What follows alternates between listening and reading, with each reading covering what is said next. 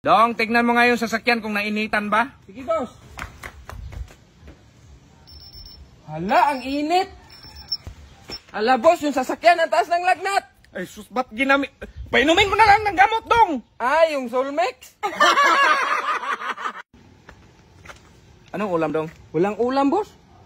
May isda ka nga, walang ulam. Sa akin man to, hindi ka man kasali sa budget. Ah, ganon. So ako pa yung walang ulam. Problema mo na yun, boss, oy. Tao po! Puntahan mo na, Dong, Felix. Huwag mo sabihin na nandito ko. Asa si Bimax? Tungkol saan? Sa utang? Ay, umalis si boss. Adi ba, magbabayad ako ba? Ay, andyan naman si boss. Boss, halika nga, boss. Adi ko, magbabayad ako kung magbabayad siya. Ay, wag na lang pala, boss. Ano ba talaga yan? Magbabayad ka o mababayad ako? Kasi hindi ko alam kung kailan ako lalabas.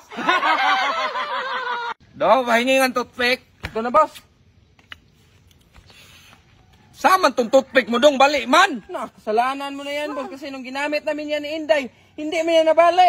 So ginamit nyo na ito ni Inday. O, ginamit namin yan kasi wala namang ibang toothpick. Dong naman.